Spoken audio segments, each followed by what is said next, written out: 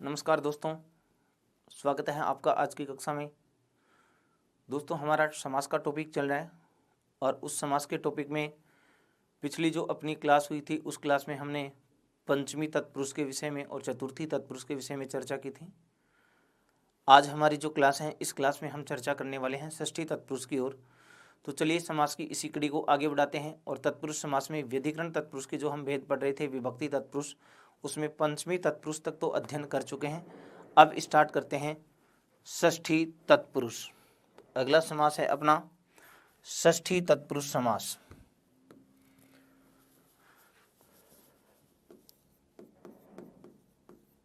षष्ठी तत्पुरुष। षष्ठी तत्पुरुष समास अपना जो है वह है, इसमें जो नियम है वह है षष्ठी, अर्थात आपने ये कहा कि जहां आपने कारक प्रकरण में षष्ठी विभक्ति का प्रयोग किया था वहीं पर षष्ठी तत्पुरुष, और षष्ठी विभक्ति का प्रयोग अपन ने कहा था षष्ठी से शेष अर्थ में षष्ठी, अर्थात स्व स्वामी भावादि जो संबंध होते हैं और उन संबंधों को बताने के लिए जिस विभक्ति का प्रयोग होता है वह विभक्ति है षष्ठी। तो आप यहाँ पर सीधी भाषा में ऐसे कह दें कि अर्थात दो पदों में संबंध जब बताए जाते हैं तो संबंधों को बताने के लिए जिस विभक्ति का जिस समास का प्रयोग होता है वह है षष्ठी तत्पुरुष। ठीक है, तो इसका सरल सा अर्थ होगा यहाँ दो पदों में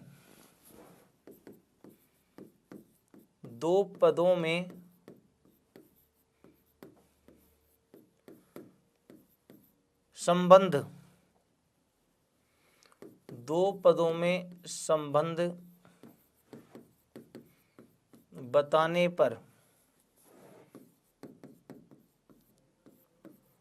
षष्ठी तत्पुरुष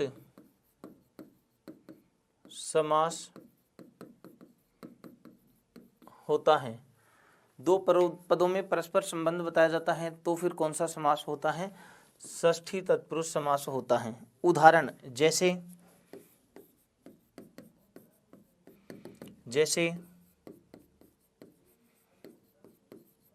राजपुरुष है, राजपुत्र हैं, राजमाता,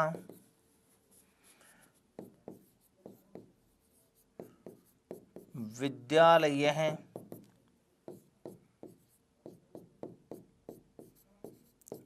गंगा जलम,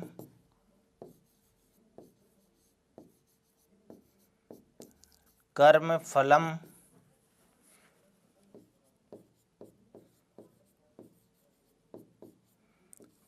परोपकार है। इसी प्रकार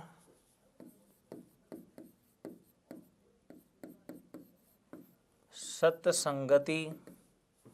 ऐसे राजपुरुष हैं, राजा का पुरुष तो विग्रह हो जाएगा राज्ञ हैं,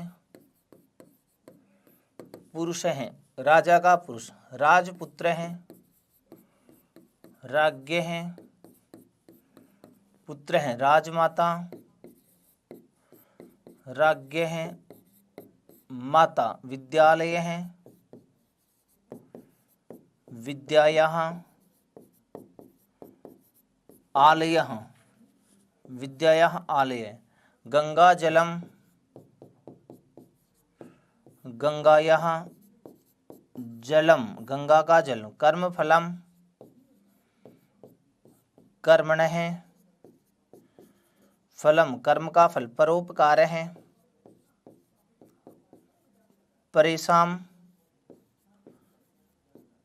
उपकार है, दूसरों का उपकार, सत्संगति सताम संगति। इसी प्रकार और उदाहरण इसके जैसे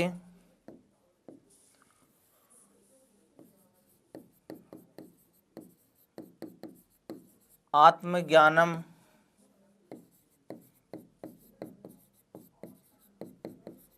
मनोविज्ञानम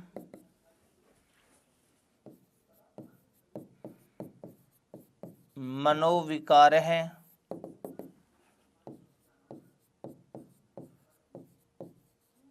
तपोवनम, ऐसे।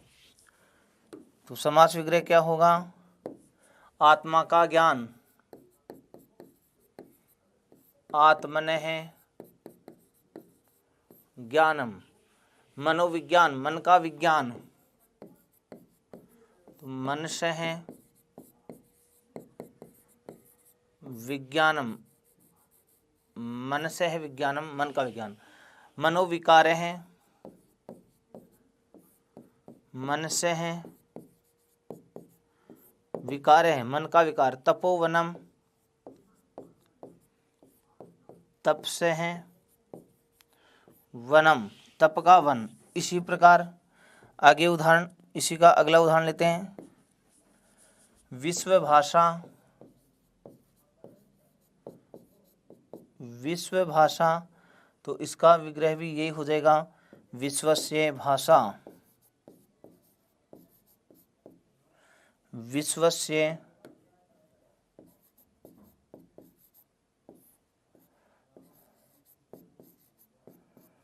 भाषा, विश्व की भाषा। तो षष्ठी तत्पुरुष, षष्ठी तत्पुरुष के विषय में अपन ने ये कहा, जहाँ दो पदों में कोई संबंध बताया जाता है तो फिर वहाँ षष्ठी तत्पुरुष समास होगा। ठीक है। और उदाहरण इसकी हम बात करें, जैसे अश्वघास है,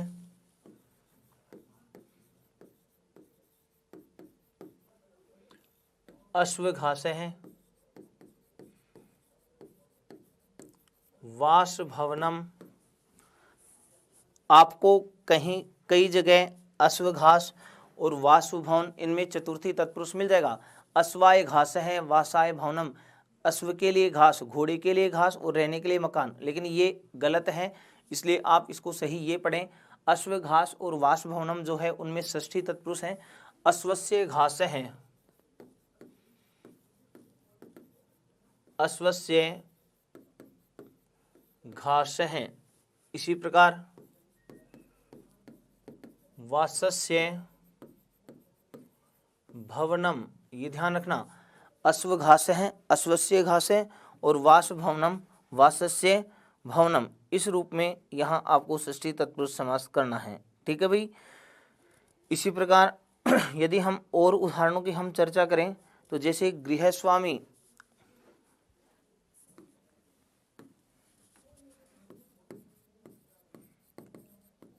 गृहस्वामी,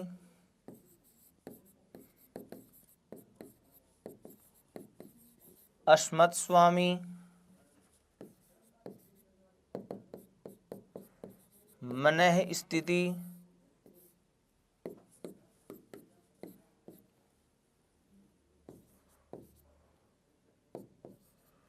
मनश्चिकित्सक हैं।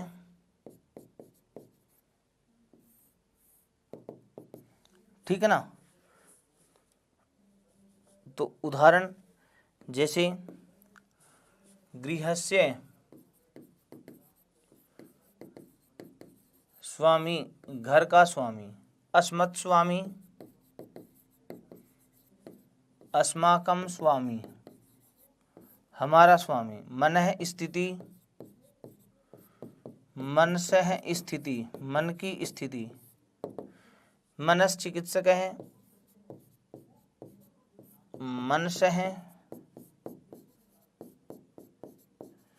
चिकित्सक हैं, मन का चिकित्सक, मनश्चिकित्सक। इस रूप में तो यहाँ जो अपना समास हुआ है वह है कौन सा? कौन सा? षष्ठी तत्पुरुष। तो जहाँ पदों में संबंध बताया गया हो वहाँ षष्ठी तत्पुरुष समास होगा। ठीक है भाई। अब उसके बाद इसी का अगला नियम जो है उसकी चर्चा कर लेते हैं। याजकादिभिश्च, अगला नियम।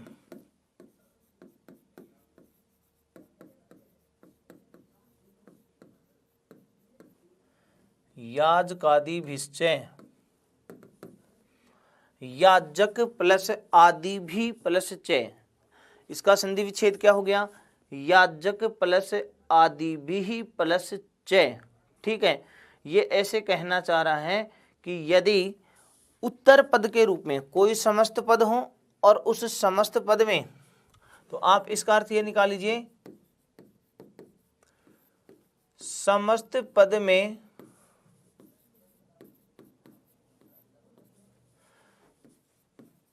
उत्तर पद के रूप में याजक आदि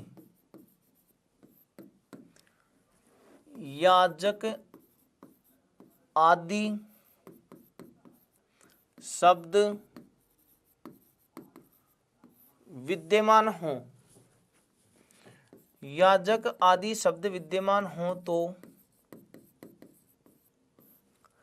षष्ठी तत्पुरुष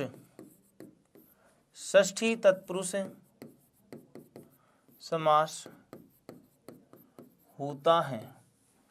अब यहां पर इस सूत्र में एक नाम तो दे दिया याजक और फिर उसके शब्द जोड़ दिया आदि यानी ऐसे और भी होंगे। अब और कौन कौन से हैं उनकी चर्चा करते हैं। याजक आदि शब्द कौन कौन से हैं, तो उत्तर पद के रूप में याजक, जैसे एग्जाम्पल ब्राह्मण,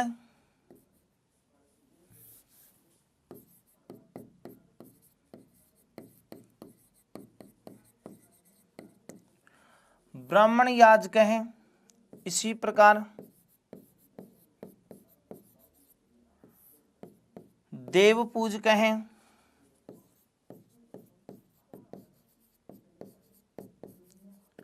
संस्कृताध्यापक हैं,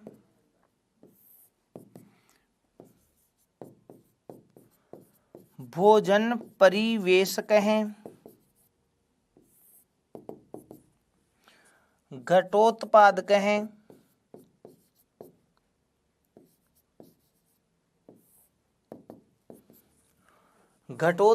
हैं, ठीक है। अब अपन ये कह रहे हैं यदि उत्तर पद के रूप में याजक, पूजक, अध्यापक आदि ये जो शब्द आ रहे हैं, तो यहाँ पर भी आप षष्ठी तत्पुरुष समास करेंगे तो समास विग्रह हो जाएगा। यहाँ ब्राह्मणस्य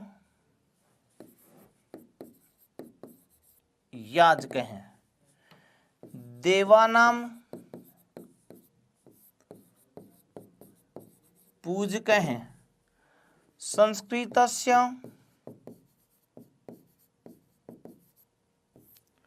अध्यापक हैं। इसी प्रकार भोजनस्य परिवेशक हैं। इसी प्रकार घटस्य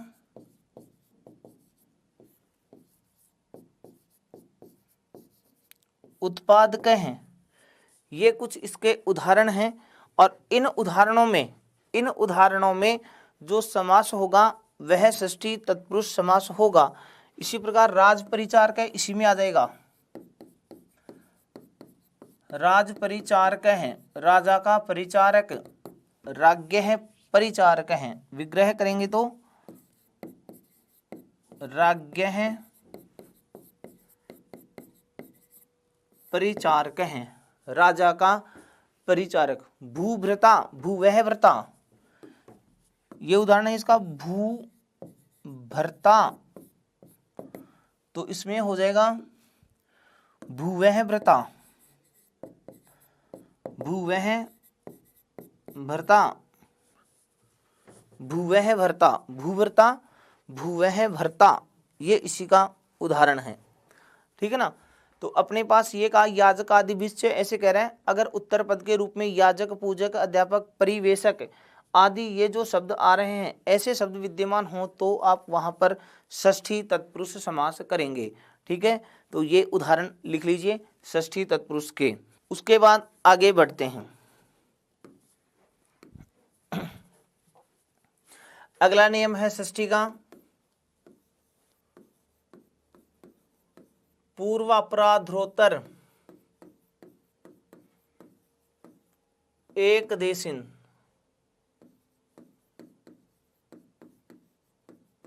एकाधिकरणे।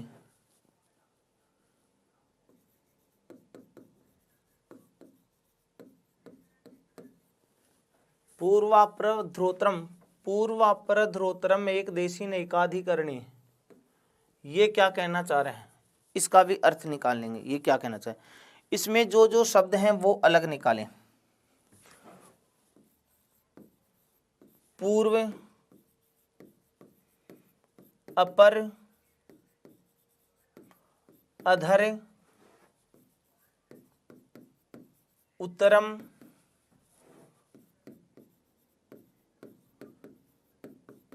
एक देशिन,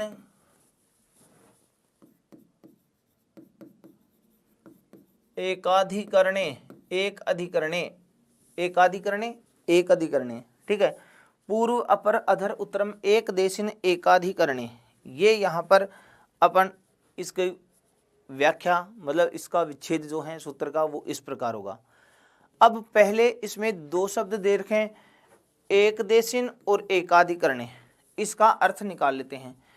एक देशिन का मतलब है तो संपूर्ण अवयवी। एक देशिन का अर्थ तो आप ऐसे निकाल लीजिए, अवयवी, अवयवी, संपूर्ण, संपूर्ण भाग, संपूर्ण हिस्सा, संपूर्ण शरीर। और एकाधिकरणे इसका मतलब आप ये निकाल लीजिए, एक वचन, एक वचनवाची। ठीक है, तो किसी अवयवी का, संपूर्ण शरीर का, संपूर्ण शरीर अवयव, ठीक है ना, वो अवयवी, तो किसी अवयवी का उसी के पूर्व, अपर, अधर और उत्तर ये अवयव के रूप में हो, अवयववाची। तो ये तो अवयव के रूप में हो, भाग के रूप में हो, और ये संपूर्ण अवयवी हो, और वो जो अवयवी है वो कौन से वचन में हो, एक वचन में। ठीक है, तो आप ऐसे कहें, यदि किसी अवयवी का उसी के अवयव के रूप में पूर्व, अपर, अधर, अथर अथवा उत्तर जो पद हैं वो उसके अवयव के रूप में है, ऐसे एक वचनवाची अवयवी का यदि समास है तो फिर वहां पर षष्ठी तत्पुरुष समास माना जाता है। ठीक है, तो अर्थ लिखें, यदि एकत्व, एकत्व का मतलब क्या हो गया, एक वचनवाची। यदि एकत्व संख्या विशिष्ट, एकत्व संख्या विशिष्ट अवयवी का उसी के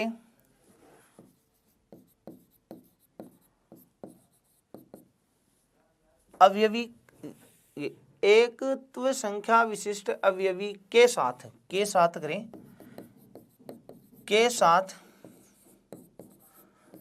उसी के अवयव के रूप में पूर्व, अपर, अधर या उत्तर शब्द का समास हो तो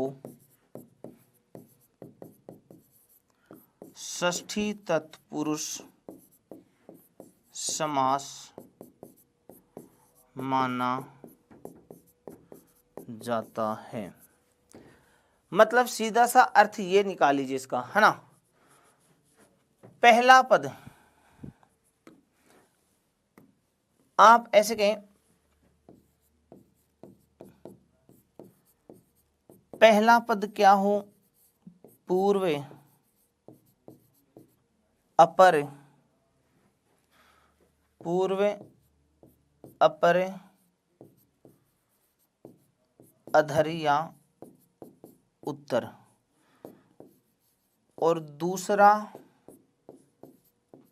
पद कोई अवयवी के रूप में। ये इसकी पहचान है।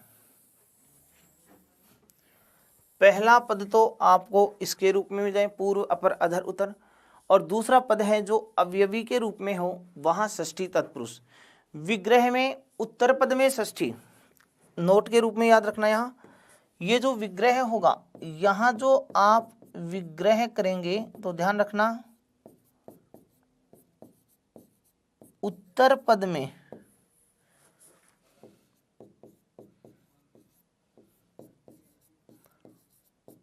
षष्ठी विभक्ति कौन से पद में होगी षष्ठी विभक्ति?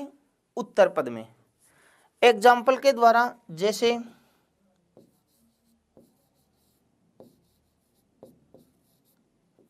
पूर्व का यह है, इसी प्रकार अपर का यह है।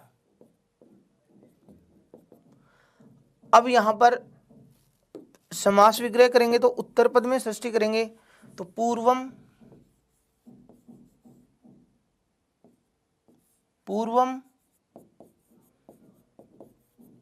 कायस्य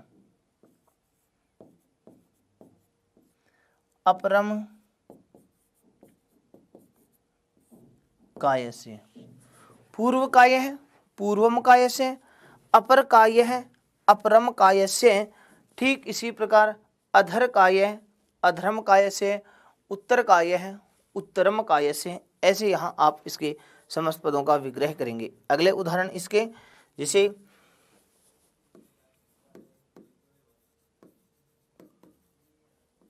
अधर काय है,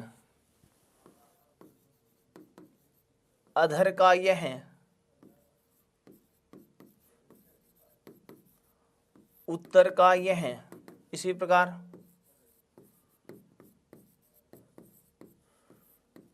पूर्वाह्न है,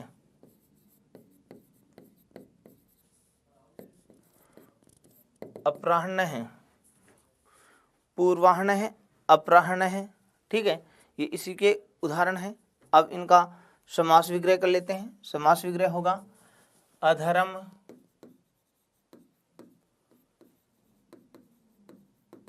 कायस्य, उत्तरम कायस्य, पूर्वः अह्नः, अपरः अह्नः। ऐसे, ठीक है ना। ये इसके समास विग्रह हैं जो हो गए। अब यहाँ पर अवयव एक देशी और एक देशी का अर्थ अपन ने जो निकाला था वो समझिए। उदाहरण लिखा पूर्व काय, तो पूर्वम काय से यानी शरीर का पूर्वम पूर्व का भाग, शरीर का पूर्व भाग, शरीर का बाद का भाग। ऐसे तो अब देखिए काय शरीर जो दे रखा है वो तो संपूर्ण अवयवी है, और काय है एक वचन में भी है, तो एक वचनांत भी है और संपूर्ण अवयवी भी है। और पूर्व अपर अधर उत्तर जो है उसके एक अवयव के रूप में है, एक अंग के रूप में। तो आपने कहा शरीर का पूर्व भाग, शरीर का अपर भाग, ठीक है ना। तो ये इसका विग्रह हो गया। इसी प्रकार आपने कहा शरीर का नीचे का भाग, शरीर का उत्तर का भाग, ऊपर का भाग। इसी प्रकार पूर्व अह्न, दिन का पूर्व भाग और दिन का बाद का भाग, पूर्वाह्न अपराह्न। ऐसे तो ये तो एक वचनांत पद है, और साथ ही पूर्व पद जो है, पहला पद जो है वो उसके अवयव के रूप में आ रहा है। इसलिए आप यहाँ पर जो समास कहेंगे वह हो जाएगा कौन सा? षष्ठी तत्पुरुष समास। ठीक है भाई, तो इस तरीके से आप यहाँ षष्ठी तत्पुरुष समास करेंगे। उसके बाद अगला जो है उसकी चर्चा कर लेते हैं। और अगला अपने पास है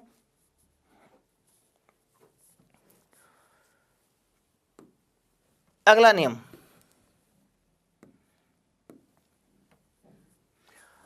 अर्ध नपुंसकम।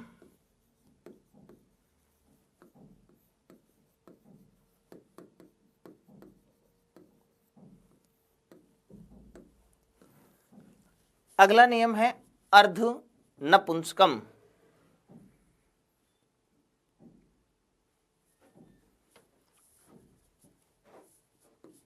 अर्ध जो भाग है, ठीक आधा भाग, अर्ध भाग जो है समान अंशवाचक जो पद होते हैं, ठीक आधा भाग, समान अंशवाचक का जो अर्थ है ठीक आधा भाग, और वह हमेशा नपुंसक लिंग में होता है। ठीक है, और फिर इसके साथ जो एकत्व विशिष्टवाची जो अवयवी पद होगा वहां पर भी षष्ठी तत्पुरुष समास हो जाएगा। तो इसका अपन ऐसे कह सकते हैं, सम अंश मतलब ठीक आधा भाग, अर्ध का मतलब आधा भाग, सम अंशवाचक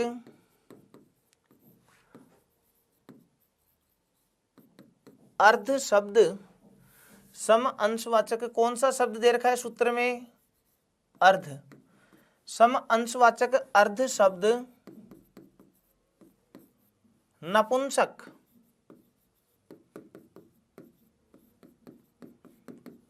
नपुंसक लिंग में होता है।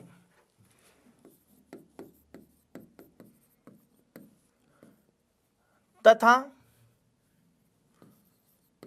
या और इस अर्ध शब्द का, इस अर्ध शब्द का एकत्व विशिष्ट, एकत्व विशिष्ट अवयवी पद के साथ, पद के साथ समास हो तो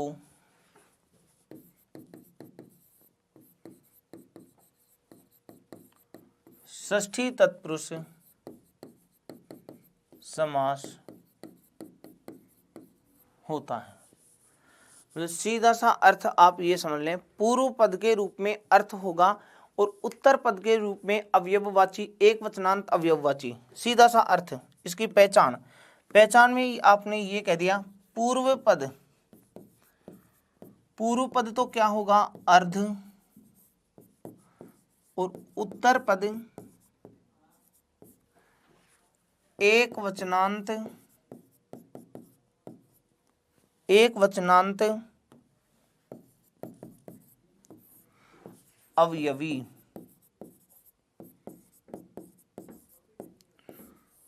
ये लो, ये इसकी पहचान। पूर्व पद तो आपका अर्ध मिलेगा और उत्तर पद जो है वो एक वचनांत अवयवी वाची होगा। वहां पर आप कहेंगे षष्ठी तत्पुरुष। जैसे एग्जाम्पल के द्वारा अर्ध पिपली, अर्ध पिपली ये शब्द आ गया, अर्ध पिपली। अब ये जो शब्द है, अब यहां पर अपन ने ये कहा पहला पद तो आपको अर्ध मिल गया और उत्तर पद जो है वो एक वचन, पिपली नदी का नदी, पिपली का पिपली, एक वचनांत अवयवी वाची है। अब ऐसा अगर समास दे रखा है, समस्त पद आ जाए तो आप समझ लेना वो षष्ठी तत्पुरुष करना है। और षष्ठी तत्पुरुष करेंगे तो यहाँ पर भी जो विग्रह करेंगे, विग्रह में उत्तर पद में जो अवयवी वाची पद है उसी में षष्ठी विभक्ति का प्रयोग हो जाएगा। तो अर्धम, अर्धम पिपल्याः, ये इसका समास विग्रह हो गया, अर्ध पिपली का अर्धम पिपल्याः। ठीक है, इसी प्रकार अर्धरूप्यकम, अगला उदाहरण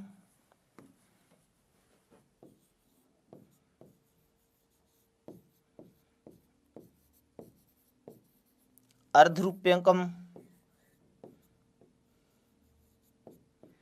अर्धासनम या अर्धनगरी,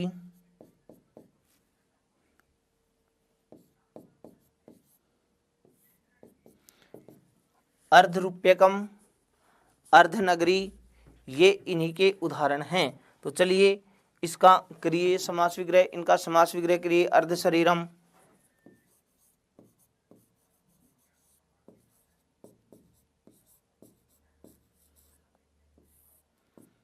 इनका समास विग्रह करो फटाफट। तो दे रूप्यकम, रूप्यक का शब्द है तो उसका षष्ठी कर देंगे तो अर्धम,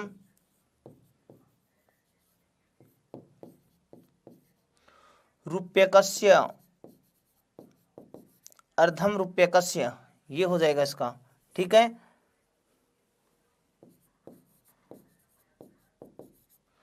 इसी प्रकार अर्धनगरी का अर्धम,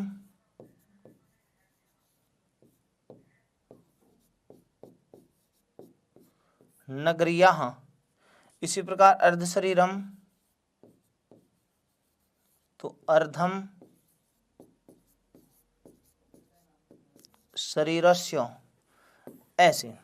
ठीक है ना, ये इसके अर्ध नपुंसकम जो पद है उसका अपने पास क्या हो गया, समास विग्रह हो गया। ठीक है,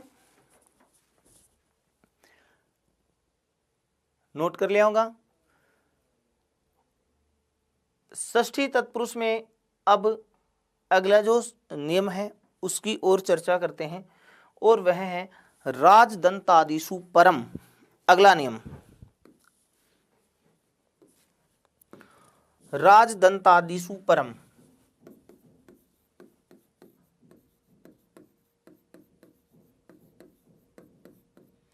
राजदंतादिषु परम मतलब राजदंतादि शब्दों में भी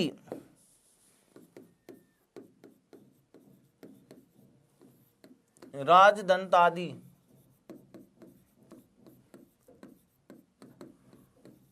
पदों में भी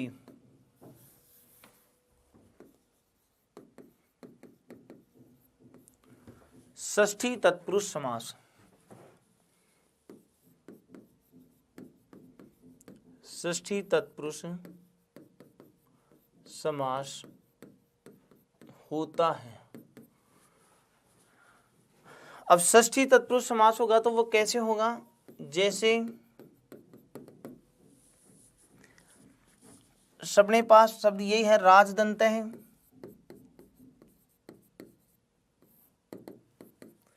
अब आगे क्या है, परम। परम का मतलब है पूर्व पद जो है वो पर पद के रूप में आ जाएगा विग्रह वाक्य में। विग्रह वाक्य में जो पहला पद है वो दूसरा पद रहेगा, और समस्त पद में जो दूसरा पद है वो पहला पद बन जाएगा। विपरीत क्रम हो जाएंगे विग्रह में समस्त पद में। जैसे उदाहरण, राजदंत है तो आप इसका समास विग्रह ये करेंगे, दंता नाम राजा, ये इसका समास विग्रह हो जाएगा। तो जो परपद जो है समस्त पद में जो परपद है, उत्तर वाला पद है, उसमें षष्ठी का प्रयोग करेंगे और राजदंत का समास विग्रह हो जाएगा अपने पास दंता नाम राजा।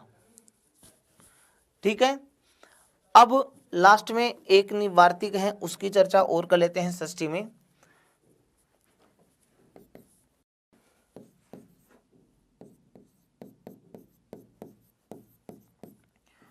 गुणातरेण तरलोपश्चेति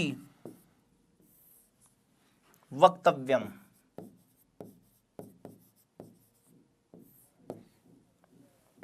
ये वार्तिक है, ये क्या कहना चाह रहे हैं, गुणातरेण तरलोपश्चेति वक्तव्यम।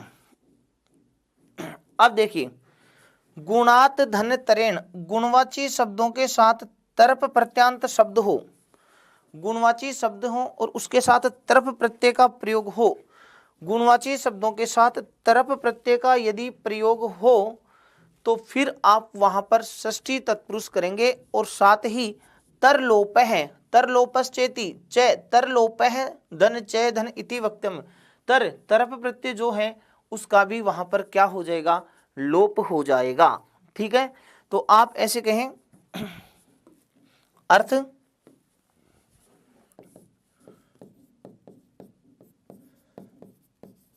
गुणवाची शब्द के साथ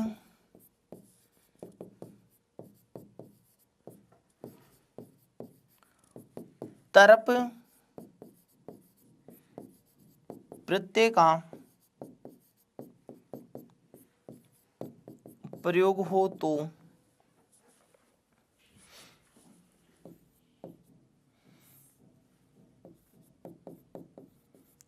षष्ठी तत्पुरुष समास होता है। षष्ठी तत्पुरुष समास होता है तथा समस्त पद में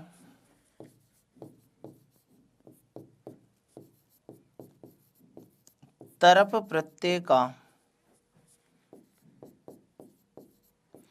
लोप हो जाता है।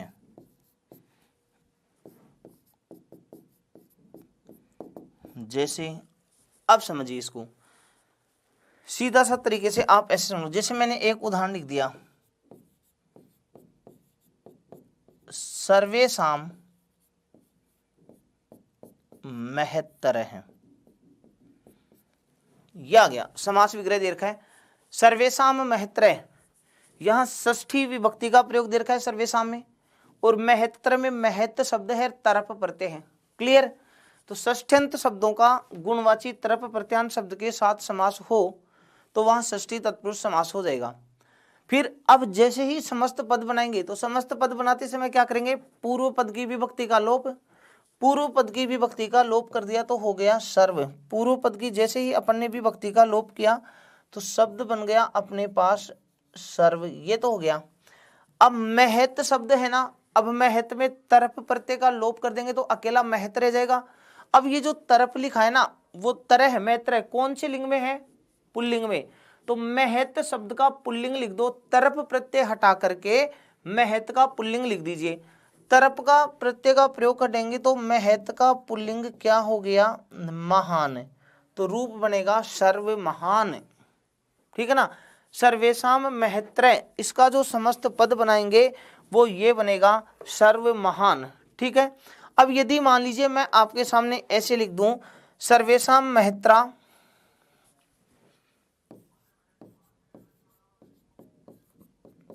सर्वेशाम महत्रा, ये शब्द आ गया सर्वेशाम महत्रा। अब पहले पद की तो विभक्ति का लोप, पहले पद की विभक्ति का लोप कर दिया तो क्या बन गया सर्व। उत्तर पद है महत, तरप प्रत्यय का लोप कर दिया तो महत बन गया। अब महत्रा कौन से लिंग का है, स्त्रीलिंग का, तो महत को स्त्रीलिंग में कर दीजिए महती, सर्व महती। महत्र पुल्लिंग है तो तरप का लोप करके पुल्लिंग कर दो, महत्रा स्त्रीलिंग है तो तरप का लोप करके स्त्रीलिंग कर दो। इस तरीके से आप यहाँ जो समास ढूंढेंगे वह भी हो जाएगा कौन सा, षष्ठी तत्पुरुष समास। ठीक है। अब मान लीजिए ऐसा ही कोई उदाहरण और आ जाए, जैसे मैं एक उदाहरण दे दूं, सर्वेशाम, सर्वेशाम श्वेत तरह, श्वेत तरह, इसी प्रकार सर्वेशाम, सर्वेशाम श्वेत तरा, ये आ गया सर्वेशाम श्वेत तरह, सर्वेशाम श्वेत तरा, ये आ गया। ठीक है। तो अब यहाँ पर जो समस्त पद बनाएंगे वो क्या होगा, सर्वेशाम श्वेत तरह है ना, तो पहले पद का तो लोप कर दो विभक्ति का, तो सर्व, अश्वेत तराम का हो गया श्वेत। अब तरह जो है वो पुल्लिंग में है तो इसको पुल्लिंग में कर दीजिए सर्व श्वेत है। अब यहाँ तो आप पूर्व पद की विभक्ति का लोप कर देंगे सर्व, और फिर दूसरा पद है कौन सा, श्वेत, सर्व श्वेत। अब तरा स्त्रीलिंग है तो ता स्त्रीलिंग कर दो सर्व श्वेता, तो ऐसे। ठीक है ना। तो षष्ठ्यंत शब्द का किसी तरप प्रत्यांत शब्द के साथ समास हो और गुणवाची शब्दों के साथ यदि तरप प्रत्यय जुड़ा है तो फिर समास बनाते समय जो तरप प्रत्यय है उसका लोप हो जाएगा, और तरप प्रत्यांत शब्द जिस लिंग का था समस्त पद उसी लिंग में हो जाएगा। ये रहेगा अपना कौन सा, षष्ठी तत्पुरुष समास। ठीक है। इस तरीके से यहाँ अपने पास हो गया ये षष्ठी तत्पुरुष, नोट कर लीजिए। फिर उसके बाद आगे बढ़ते हैं हम, लिख लिए आगे, आगे बढ़ते हैं सप्तमी तत्पुरुष समास। सप्तमी तत्पुरुष, सप्तमी तत्पुरुष समास, इसका जो पहला नियम है वह है सप्तमी सोंडई, पहला नियम सप्तमी सोंडई, ये इसका पहला नियम है। इसका अर्थ निकालते हैं क्या है,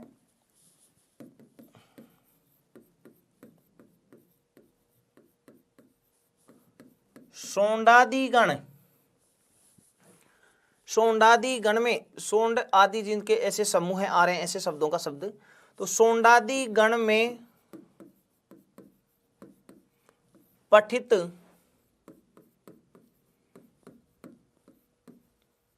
शब्दों के साथ, सोंडादी गण में पठित शब्दों के साथ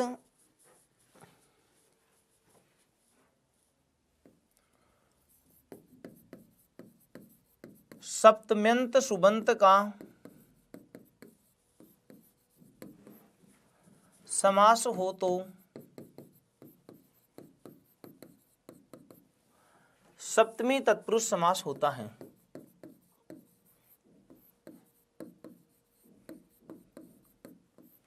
सप्तमी तत्पुरुष समास होता है। या आप इसको अथवा दूसरे अर्थ में ऐसे समझ लीजिए, अथवा समस्त पद में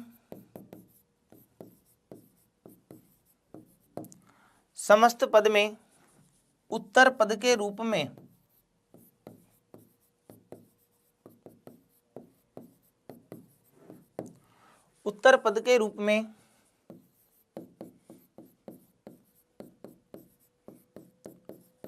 सोंडादी गण में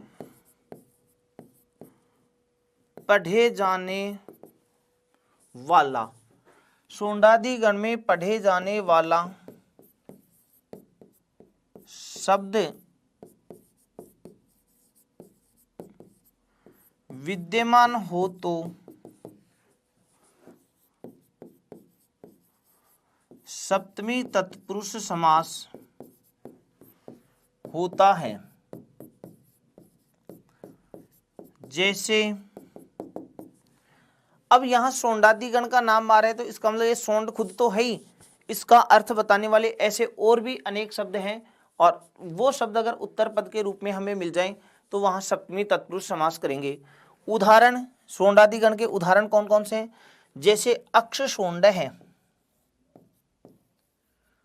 अक्ष सोंड है, ये वाला एक तो खुद ही आ गया। सोंड का पर्याय शब्द जैसे अक्षधूर्त है,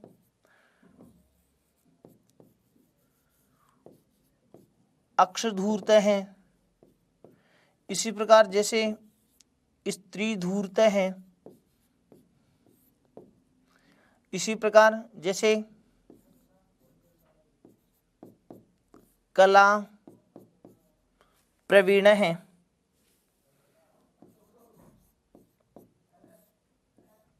कला प्रवीण है,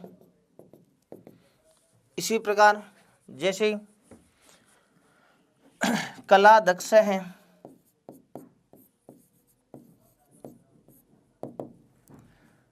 कला समीत है,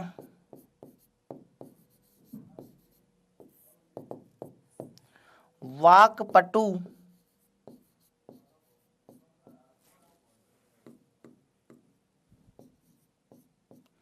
वाक्पटु, वांग निपुण है,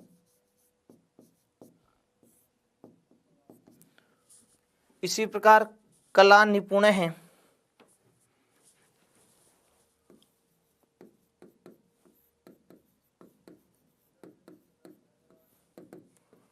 कला दक्ष है,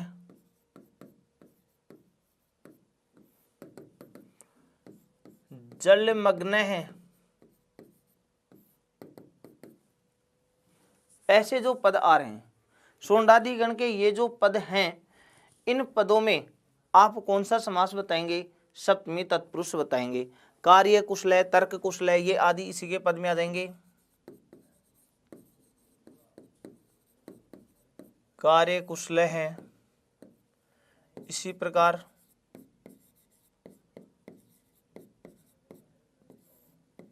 तर्क कुशल है, ये जो हैं, ठीक है। तो आप इनको ढूंढ लीजिए, तो ये जो पद होंगे वो सप्तमी तत्पुरुष के अंदर होंगे, ठीक है। अब इनका जो है समास विग्रह करते हैं तो होगा जैसे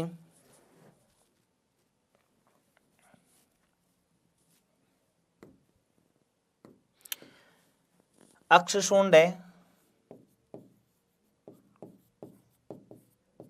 अक्षेषु सोंड है, अक्ष धूर्त है, अक्षेषु धूर्त है, स्त्री धूर्त हैं,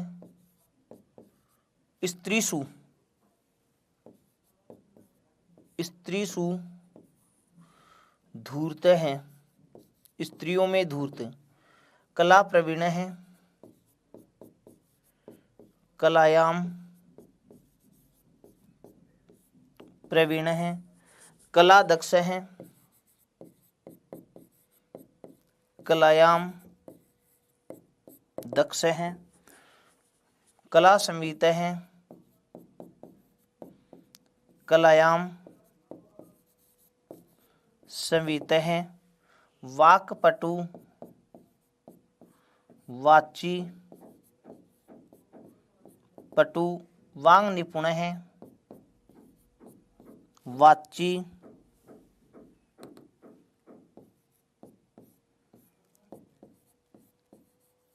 निपुण है। ऐसे ही आगे कला निपुण है, कलायाम निपुण है। कला दक्ष है, कला दक्ष तो आ गया, दूसरा ले लेते हैं। गुहा समीत है,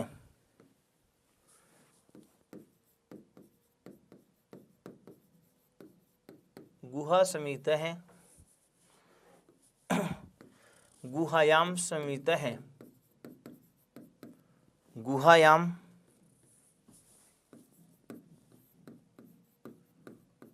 संवीत है।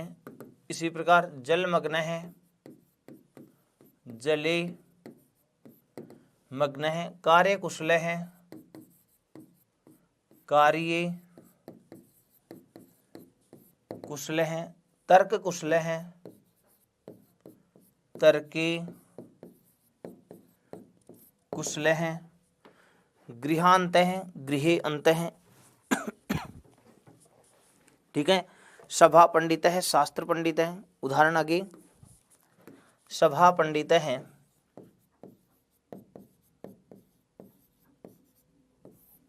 इसी प्रकार शास्त्र पंडित हैं।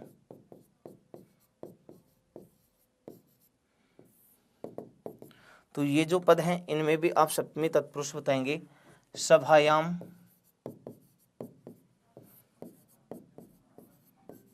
पंडित हैं, इसी प्रकार शास्त्रे या शास्त्रेषु, सही हैं दोनों ही, पंडित हैं। शास्त्रों में विद्वान या शास्त्र में पंडित, ऐसे। तो सोंडादिगण में अगर कोई सा शब्द आ रहा है, सोंडादिगण में कोई पढ़े जाने वाला शब्द है, फिर वो उत्तर पद के रूप में विद्यमान हो, तो वह वहां पर सप्तमी तत्पुरुष समास बताएंगे। ठीक है। फिर उसके बाद सप्तमी तत्पुरुष का अगला नियम है सिद्ध शुष्क पक्व बंधश्च। अगला नियम, सिद्ध शुष्क पक्व बंधश्च। सिद्ध शुष्क पक्व बंधश्च अगला नियम है। इसमें जो जो शब्द हैं वो ये हैं, सिद्ध शुष्क पक्व और बंध। तो सीधा अर्थ आप ये समझे, समस्त पद में, समस्त पद में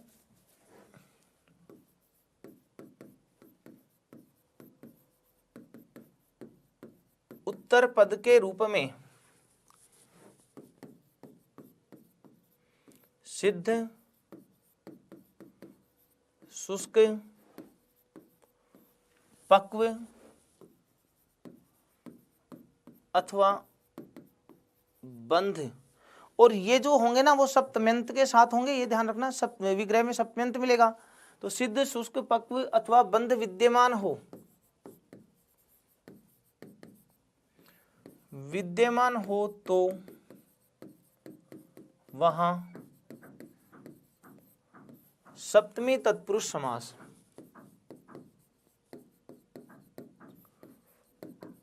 माना जाता है।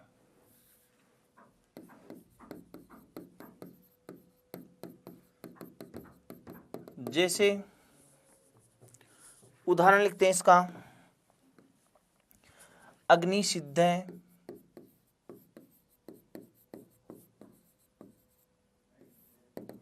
रस सिद्ध है,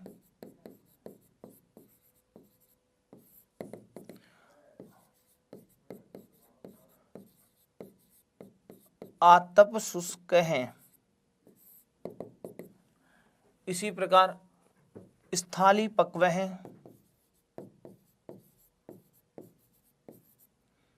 स्थाली पक्व है, चक्रबंध है,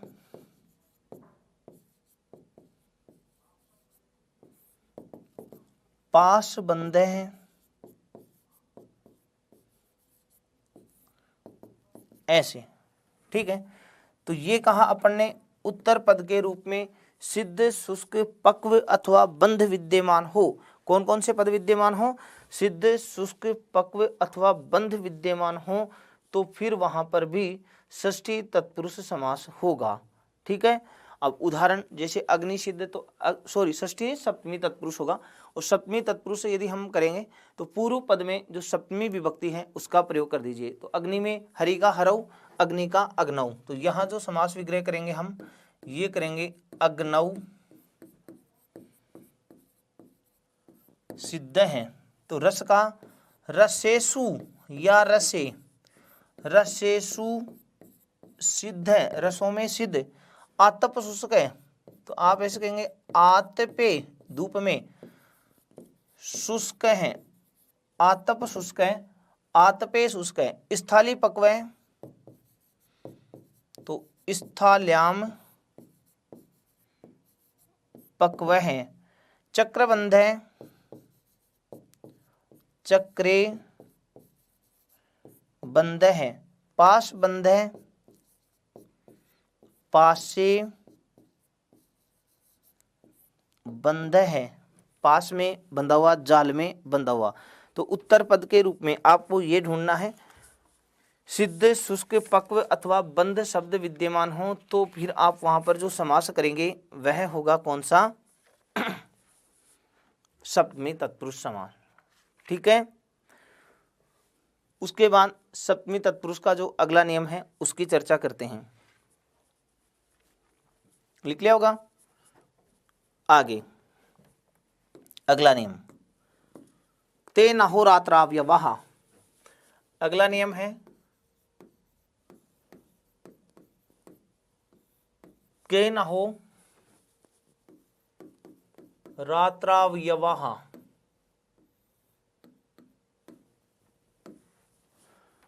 ते नहो रात्रावयवः।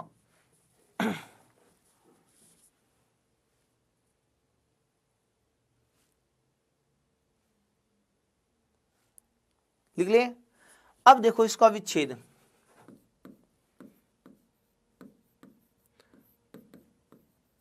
तेन धन एह धन रात्र धन अवयवः, रात्र धन अवयवा। अब ये जो एह है ना, वो भी मूल शब्द में क्या लिखा हुआ है? एहन होगा। तेन धन एहन धन रात्र धन अवयवः, तेन अहो रात्र अवयवः। अब बस इसका पूरे का अर्थ अब निकल जाएगा। तेन में तृतीय विभक्ति दे रखी ना तेन में, तो कत प्रत्यांत शब्द उत्तर पद होगा। तो एहन का मतलब तो दिन, और रात्र का मतलब रात्र, रात्रि, और अवयव का मतलब भाग। एहन और रात्रि के अवयववाची पदों का, ध्यान से सुनना, एहन और रात्रि के अवयववाची पदों का कत प्रत्यांत शब्द के साथ यदि समास हो तो सप्तमी तत्पुरुष समास होता है। ठीक है, तो इसका अर्थ हो गया एहन या रात्र, रात्रि का रात्र के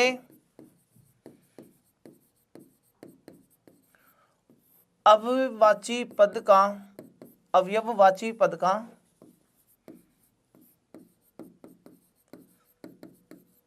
कत प्रत्यांत शब्द के साथ, कत प्रत्यांत शब्द के साथ समास हो तो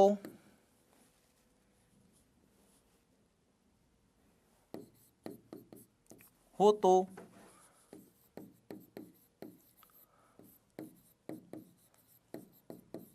सप्तमी तत्पुरुष समास होता है। ये ध्यान रखें, अहन अथवा रात्र के अवयववाची पद का कद प्रत्यांत शब्द के साथ समास हो तो सप्तमी तत्पुरुष समास होता है। जैसे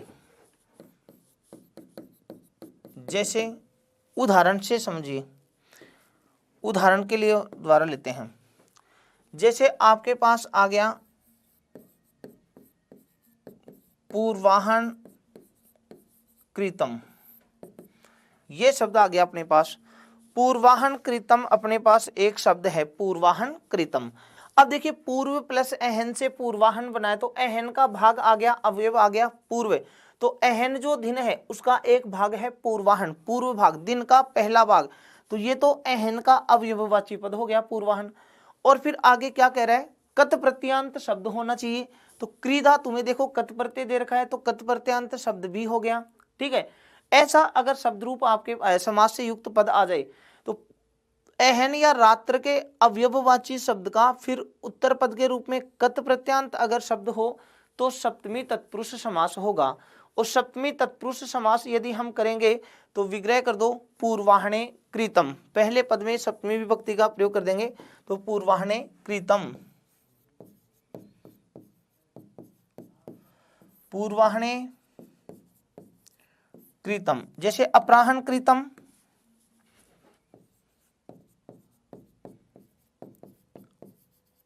अपराहन कृतम,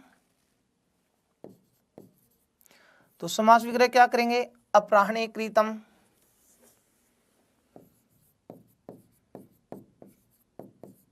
अपराहण कृतम, तो अपराहणे कृतम।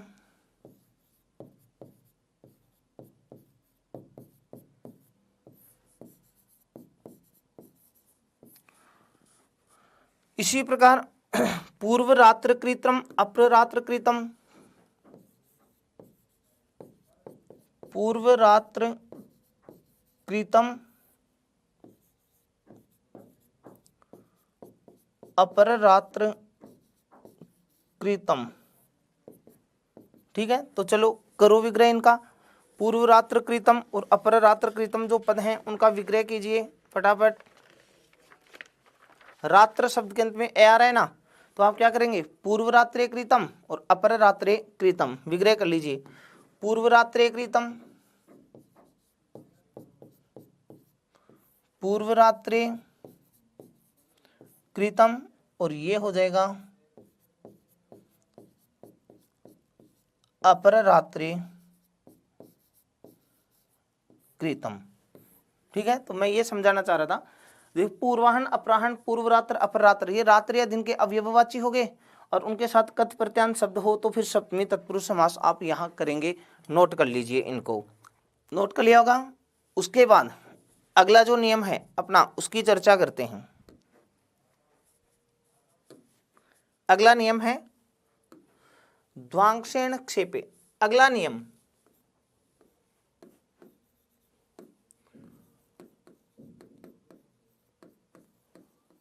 ध्वांशेन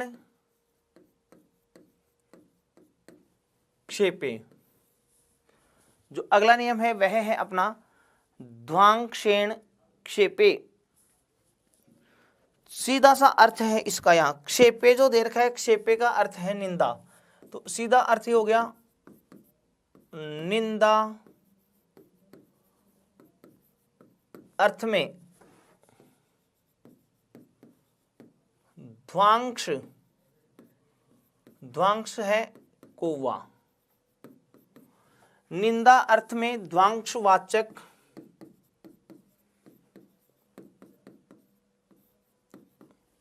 शब्दों का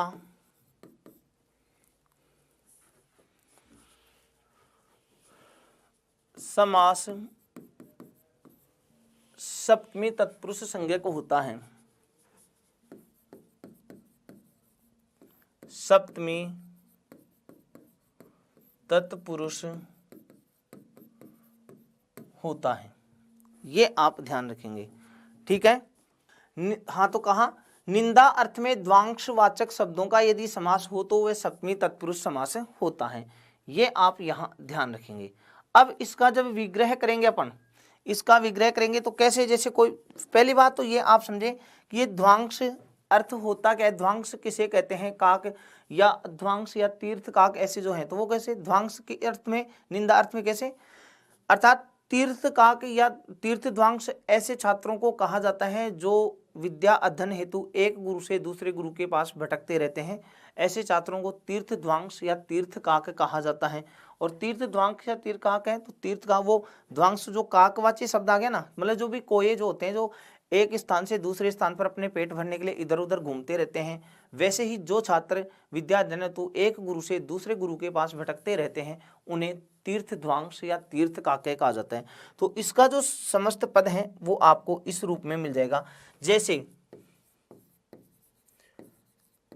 तीर्थ काके हैं, या आप ऐसे कह दो तीर्थ ध्वांश है, तीर्थ काके हैं या तीर्थ ध्वांश है। तो इसका विग्रह हो जाएगा तीर्थे तीर्थे काके हैं इव तीर्थे ध्वांश है इव, ऐसे। और अब अंतिम नियम है इसका, उसकी चर्चा कर लेते हैं। और वो अंतिम नियम यह है, पात्रे समितादयश्च, पात्रे समितादयश्च, पात्रे समितादयश्च, ये है इसका मतलब। आप ऐसे कहें पात्रे समित आदि शब्दों में, पात्रे समित आदि शब्दों में भी सप्तमी तत्पुरुष समास, सप्तमी तत्पुरुष समास माना जाता है। नोट के रूप में ध्यान रखना, यहाँ इस समास में, इस समास में समस्त पद में पूर्व पद की विभक्ति का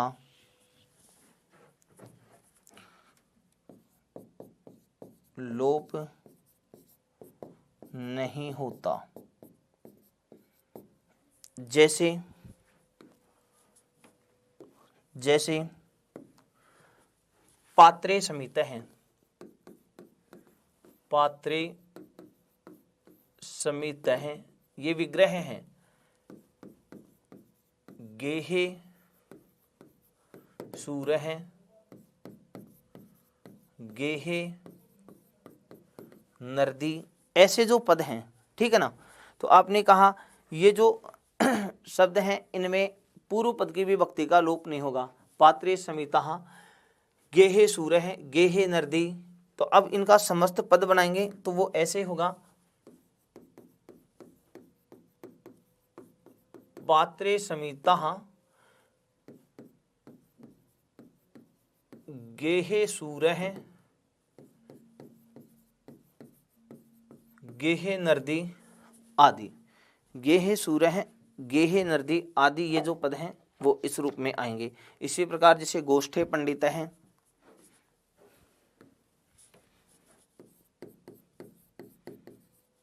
गोष्ठे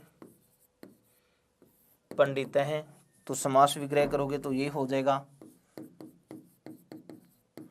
गोष्ठे पंडित हैं।